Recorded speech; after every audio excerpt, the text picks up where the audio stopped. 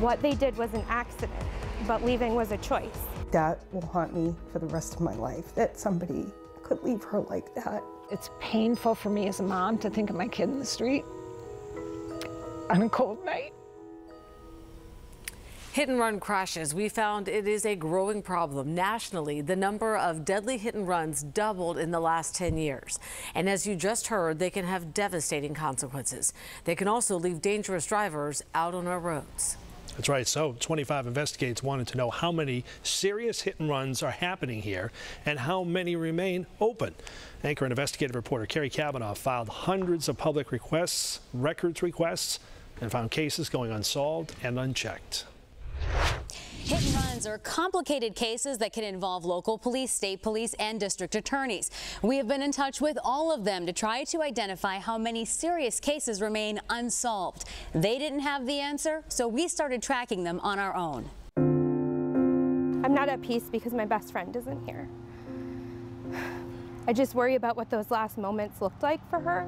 It was 6 years ago, and Erica Paradis still doesn't know anything about the driver who hit her mother, Lisa, and ran in East Brookfield. It was a rainy, stormy, windy night, and while she was crossing the road, a westbound driver on Route 9 struck her, and she died in the road.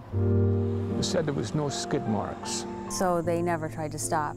No, probably never saw them. A hit-and-run driver killed Ronald and Kathleen Dalglish's son Ian in Bridgewater 2 years ago.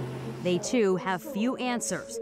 There are thousands of hit-and-runs across the state every year. Not all are serious, but 25 Investigates found no one is tracking whether ones causing injury or death end up getting solved. Do you think your son's case is a priority? I think it just got put aside. And families tell us information about where a case stands, even phone calls, are hard to come by.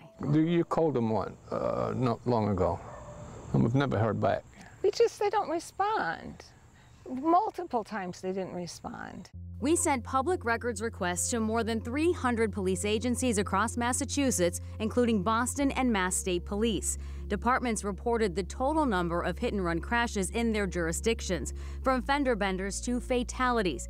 But no one could tell us where the most serious cases stand without checking each case individually. So we examined the local data, federal data, police press releases, court records, and media reports, and discovered since 2011, at least 23 deadly hit-and-runs remain unsolved in Massachusetts, 5 in just the last year. It's a cute picture. How old do you think you were there?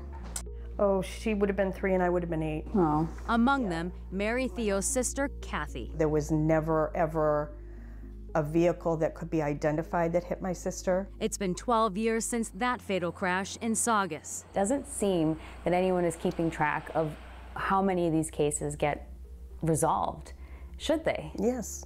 There's somebody's child, there's somebody's parent, there's somebody loves them out there. They should be resolved. There should be touch points.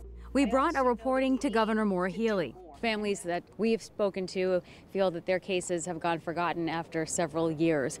What would you say to those families, and is this something that you think the state should just keep a closer eye on, the status of these cases? Well, my heart goes out to families who've experienced the death of a loved one through a hit and run. I mean, to not know what happened, to not have that accountability, it's going to be so painful. In terms of what the state should do, I think it's a conversation also with the DAs who have primary jurisdiction over it. We wanted to know why justice is hard to come by in some of these cases. In a pedestrian hit and run crash, it can be the most challenging type of crash to investigate. You're only dealing with 50% of this crash. You have the pedestrian, but you don't have the vehicle. Christopher Sanchez, a private consultant, ran accident reconstruction scenes for Mass State Police for 32 years. He says many resources are dedicated to these cases, but they are complicated by limited physical evidence and often no surveillance video. Sanchez stressed the importance of witnesses coming forward. Because you never know what piece of information could be the critical piece of information that you're looking for. Other states, like California, have a yellow alert system that puts out an APB to the public immediately after a serious or deadly hit and run for information. The idea is to give police more to work with right away. But for families whose loved ones are already gone. Certainly I want to do everything, and our administration wants to do everything and anything to make sure that justice is served. They hope their cases are not forgotten. I think that there needs to be more follow-up on these cases. I just wish I was there to hold him. If somebody had just held his hand, that's all he would have needed.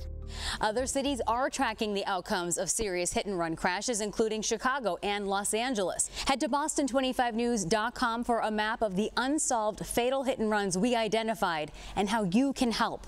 For 25 Investigates, I'm Carrie Kavanaugh.